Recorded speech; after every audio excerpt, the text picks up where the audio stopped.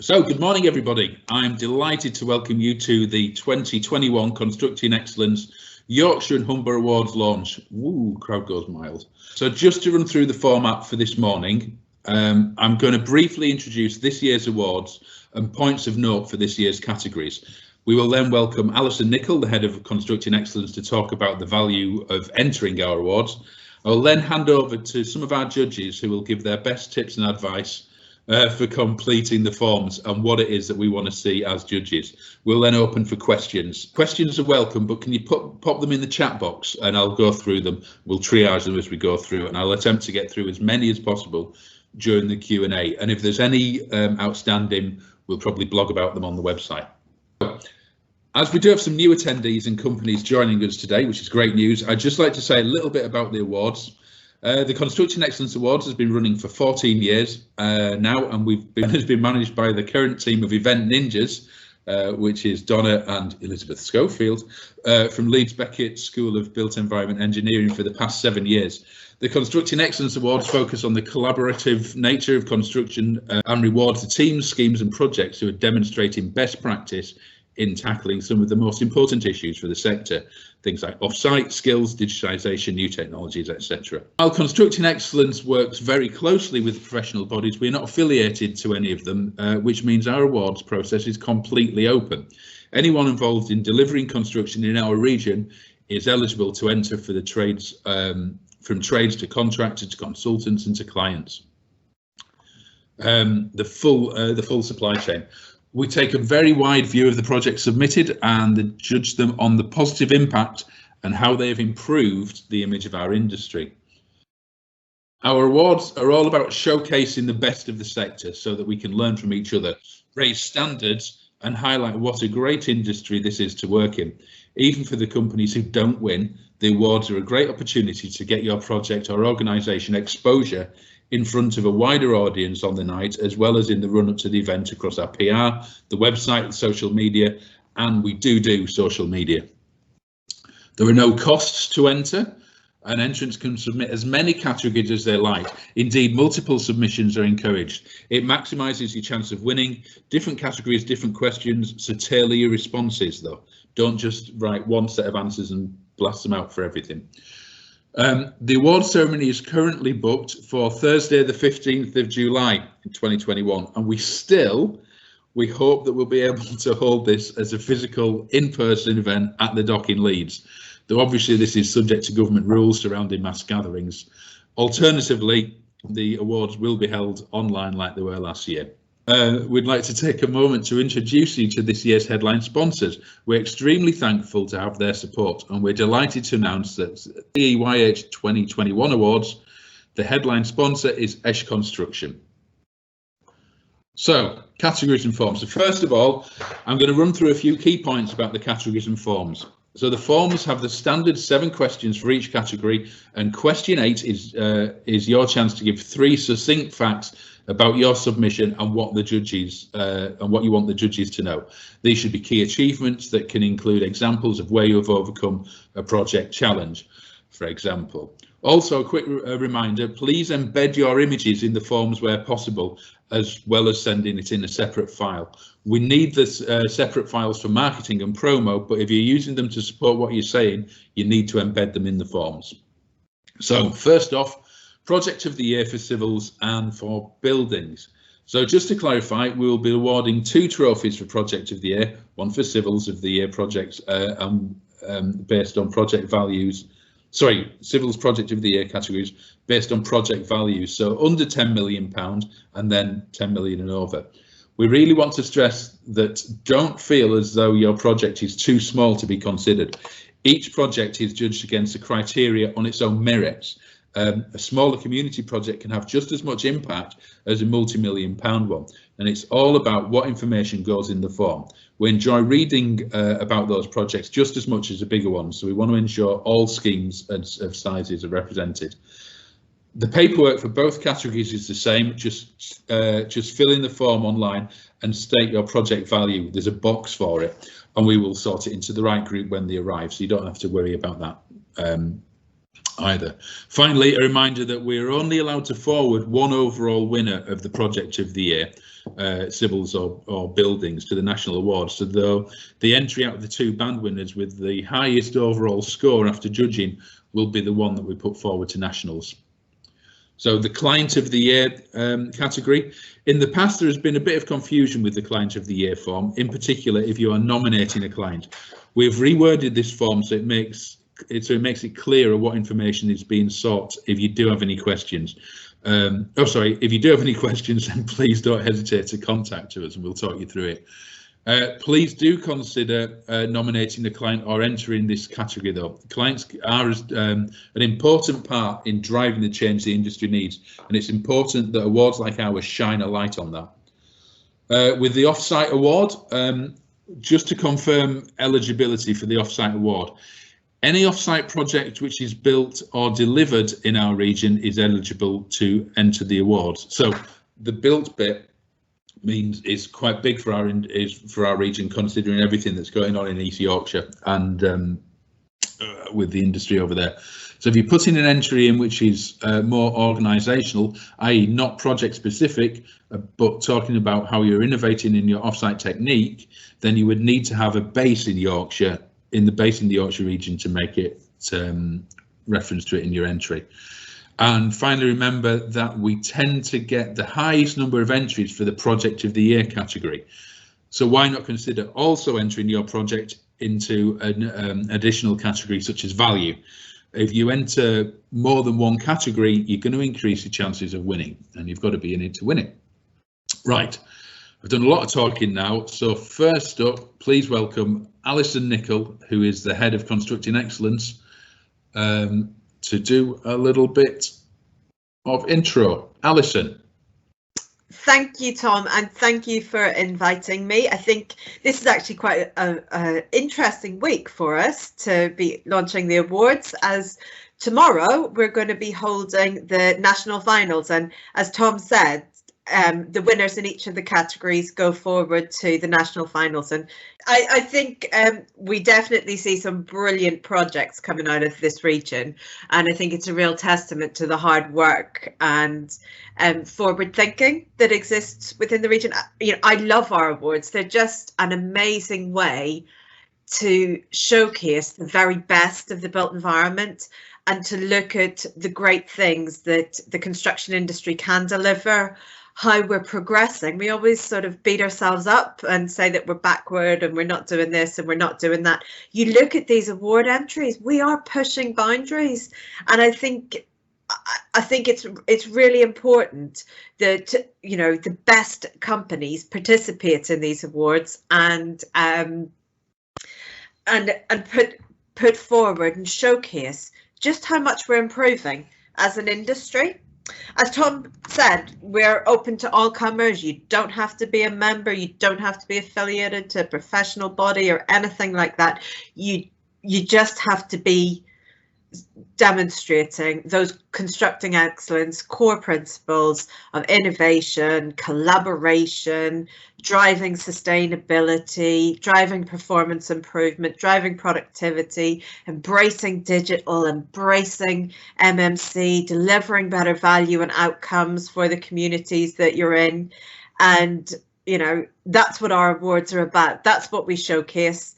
And I'm just yeah, make sure you get your entries in, make sure you answer the questions. As Tom said, you know, I act as a judge on a lot of these, and, you know, sometimes you've got brilliant projects, but, you know, they're just not answering the questions correctly. But that'll be a tip for the other judges to talk about. And I'm going to hand back, and we've got our national finals tomorrow, and make sure that you sign up. Support Yorkshire and Humber. Good luck to everybody from Yorkshire for tomorrow, and yeah, and get those entries in for 2021.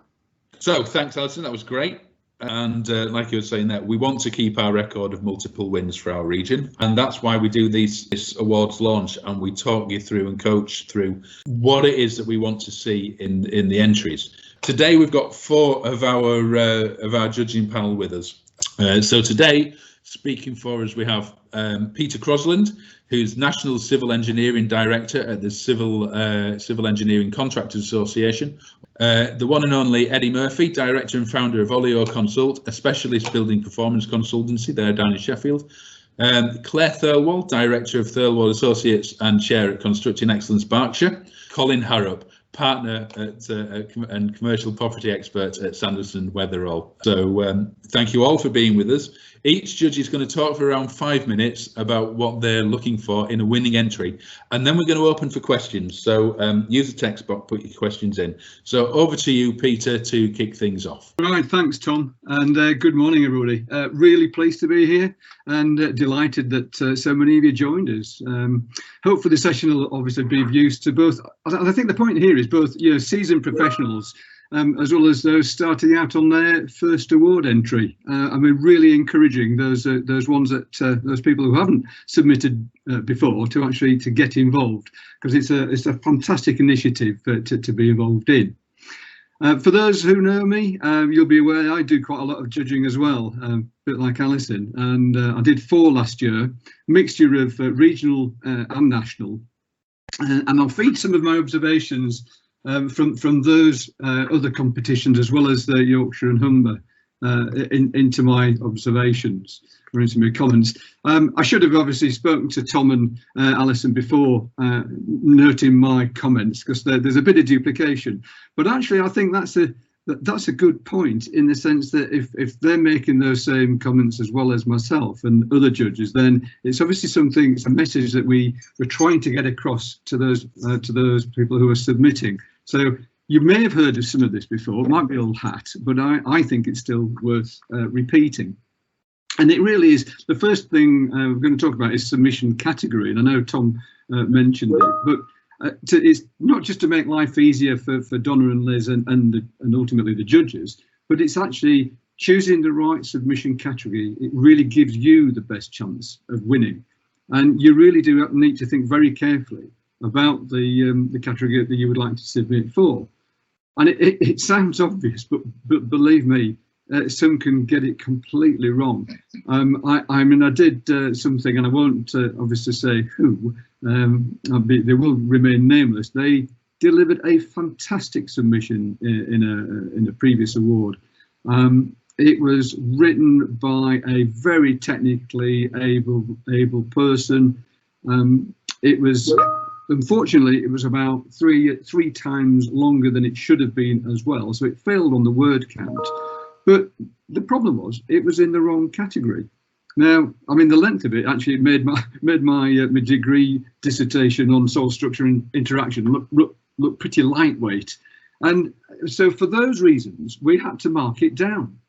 And obviously there can be a little bit of leeway within the judging matrix of actually asking people to move their category, move into a different category. But I would make this plea: really think about which category you're going for, and then if you do put multiple applications in, same as Tom said, write a completely bespoke independent submission for that particular category, because it makes you focus on the particular questions and the criteria that you do have to provide evidence for, and it makes it so much more powerful as a submission. So simple ask for you all is that you make multiple submissions, and there's no reason why you can't do it. Make sure each submission is written specifically for that category, and it really will boost your chances of winning.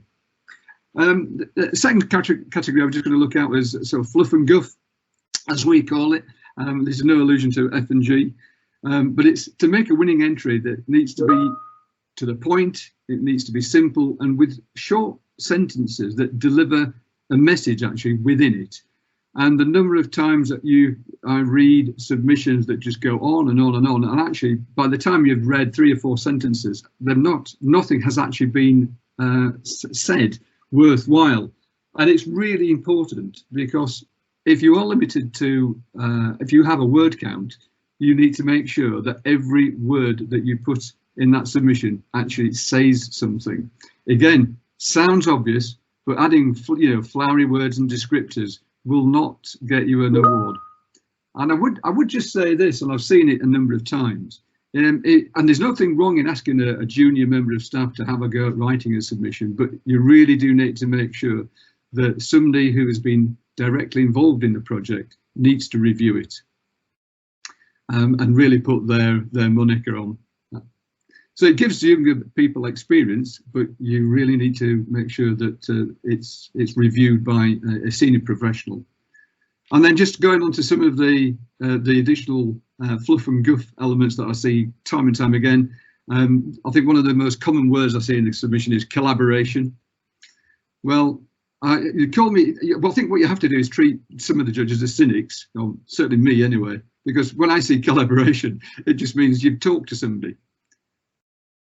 Is that going to win an award? What you really need to do is actually justify what that collaboration is, who was involved, what did you do, and actually what were the benefits to the project, and what does it do in terms of your award. And there are loads of other words that actually go along, that have been used in a similar vein: best, biggest, BIM.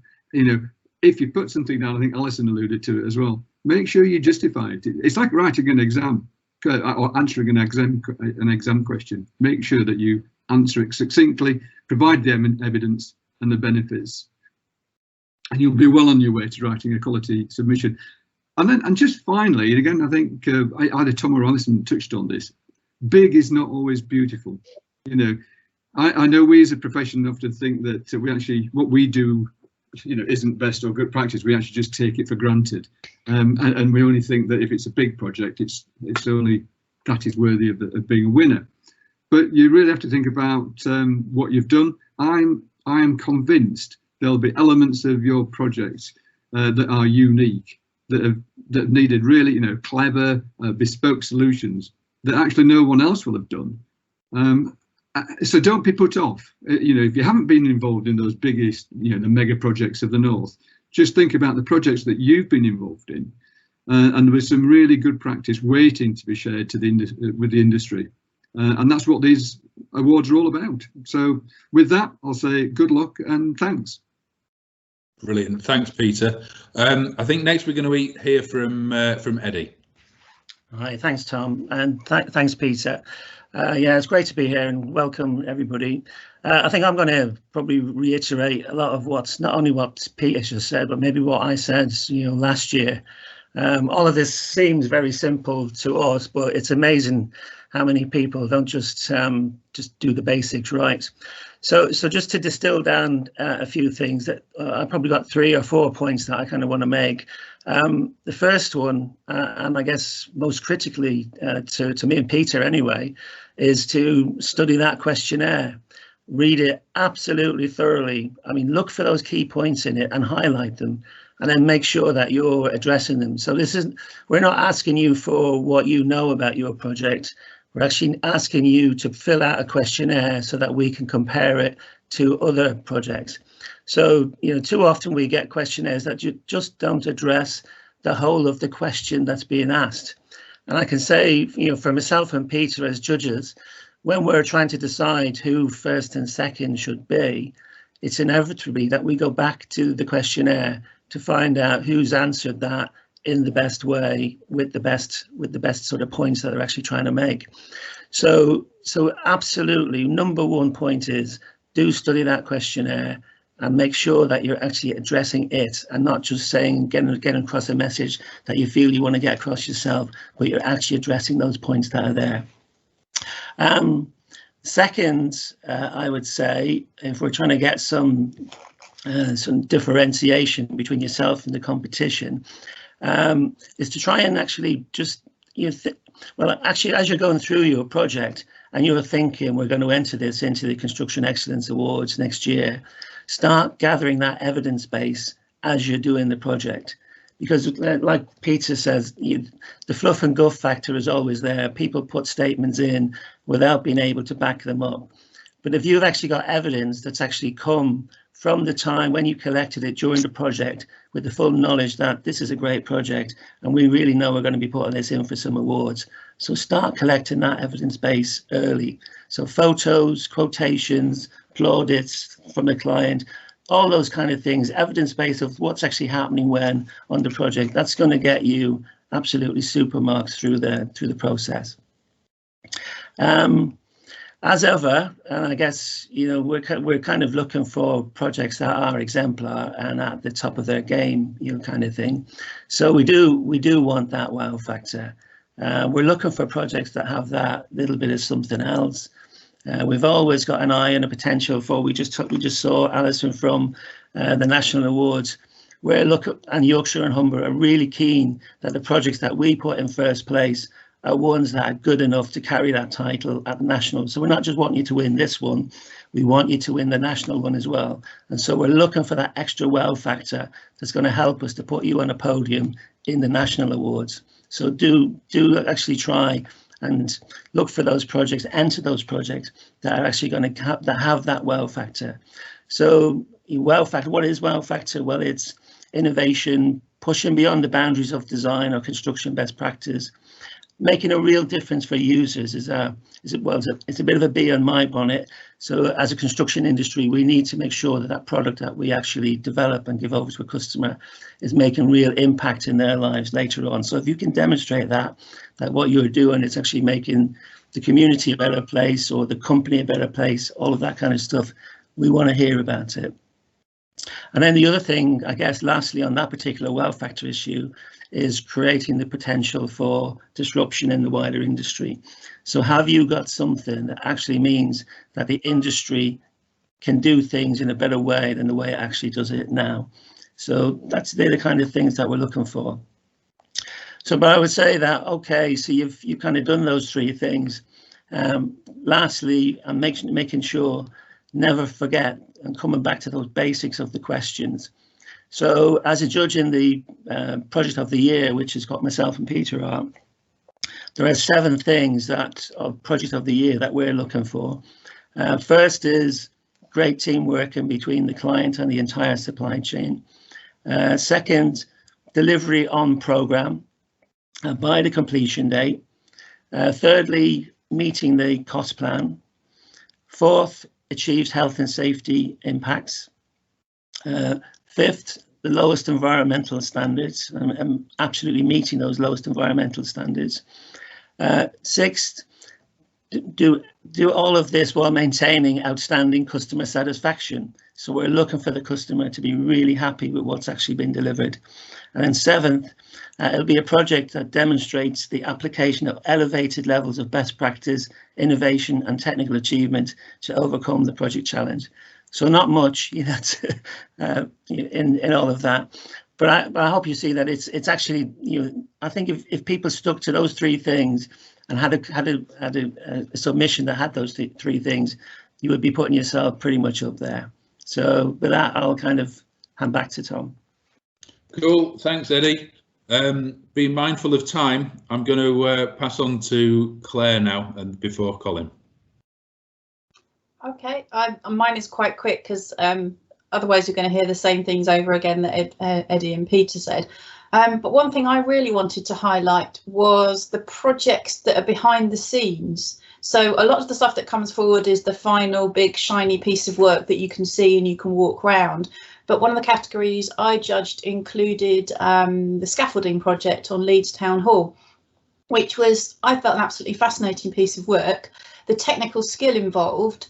And what was interesting about that one, it was very much written in the language that you would use day to day, which is something I think is important in bids and awards applications.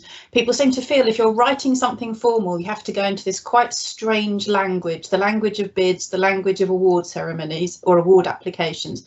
Don't, just write in the language you would ordinarily use. If you read it out loud and it doesn't sound like you've not written it correctly. Tell us genuinely in your own words what you did and why that was a good thing, and have a bit of confidence as well, because what you've worked on, we're a very good profession for hiding our light a bit under a bushel, bringing out all the cliches there. We do some amazing work, and sometimes we don't really recognise that because we're doing it every day. But if you've done a project that saves a world famous building, doesn't disrupt the public's life as they have to squeeze around scaffolding on pavements, you know, those kind of things are all really important. So we have the project of the year, but there's all sorts of other pieces of work that are done that really should be pushed forward. So have some confidence in what you do. and put an application in. But again, answer the question, read it. Even if you sort of recite the question back to us to answer it, that's a good technique, because at least you then know you've answered what we've asked you. And yes, it's that. Sort of explaining why what you've done is important and why people would recognise it and see it was of value. I think that's probably it, really. But the only last point probably is those sweeping statements that everybody would say. So if you said, you know, if there's no explanation behind it, no evidence, those sweeping statements are a bit of a waste of words. We want facts and evidence and proof, preferably from somebody other than you, about the value of what you did. But do enter. It's a really, really important thing to do. It's a great way to bring out unseen projects that otherwise wouldn't get noticed. I'll hand back to Tom. Cool. Cheers, Claire. And finally, by no means least, Colin Harrop. Thanks very much, Tom. Yes, I'll be very, very, very brief. One thing I would say is just this is your opportunity to ask questions, people. So if you want to pop those questions in the chat box, I'll leave Tom plenty of time to go through them and have a look at them. In terms of what I'm looking for in a submission, I'd certainly endorse what my fellow judges have said in terms of the piece that they're putting together. But one word both Eddie and Tom used in their presentation was impact, and I think that's the thing that really carries an award from good to great. And I think that when you're looking at impact, personally, I look at it in terms of three different parts. I look at the client and whether the scheme has addressed their aims and solved the problems that they had to start with, whether they are satisfied at the end of the project in terms of the price, the quality of work, the time it's taken. Secondly, whether the contractor, the design team, the parties involved in it are all safe at the end of the day and really proud of the work that they've completed there, and whether it's a good project for them in those terms. And then finally, the impact on the public in terms of has it improved the overall environment that the public look at? Has it improved the perception of construction that they may have? And has it done its absolute best to tread on the earth lightly? Because we all know that's important. So to me, it's all about impact, really, and that's what I look for. But that's all I had to say, really. So I will hand back to Tom to deal with your questions. Yeah, no, that's brilliant. That's really useful feedback from everybody, and it is worth noting, like we've all said, it's evidence it with a few KPIs. You know, if you're saying that you've saved money, how much money has it saved compared to a previous job? If you're saying that you've saved time, what was the program? What was the result? You know, what was the benefit of doing what you were going to do? Get some testimonials in there if possible. If you can get your client saying this has made their, you know, this has been of massive use to them as for their business outcomes, they're getting better outcomes because of this, whatever it is, evidence it, get the impact, be short and sweet. So Claire, you've got some questions I believe that had been you've been asked before and previous. Yes, I can. I was going to type something in, actually. I was too busy trying to promote to add some tips knowledge. Yeah, I was going to ask, is there one thing that everybody, or what's the kind of common pitfall? Shall I start with mine? Yeah. It probably is just not answering. Actually, it's a very British thing. It's not selling yourself.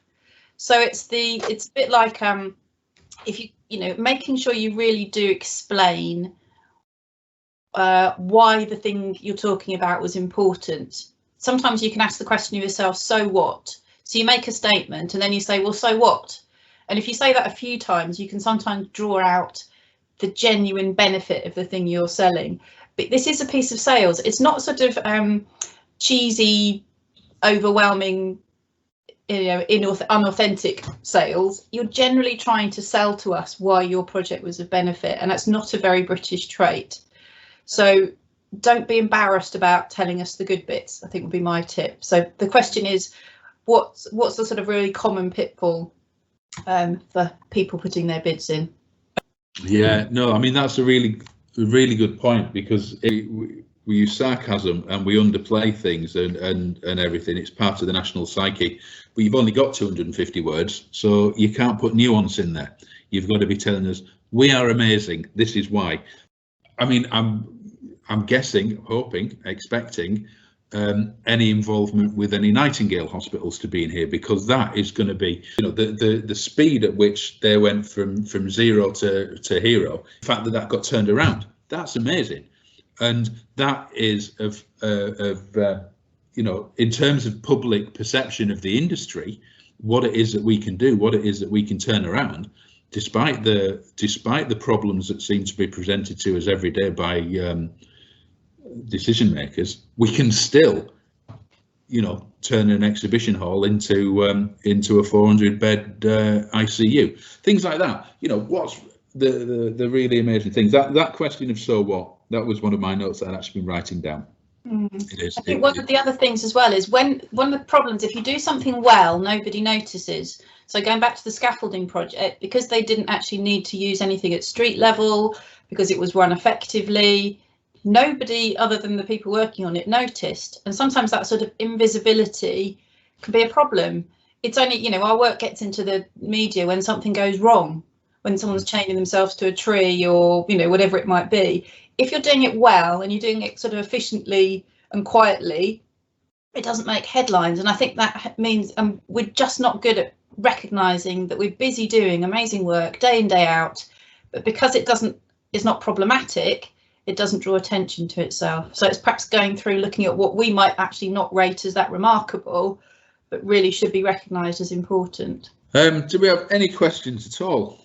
I raised constructing excellence to our infrastructure colleagues last week, and the comment that came back was they have resisted applying in the last couple of years because they felt like this award and others are skewed towards real estate. So having heard all the comments this morning, I don't think that's the case, and I think it's a matter of selecting the right category for them, and to really reinforce you know, the difference that the project or the commission has made.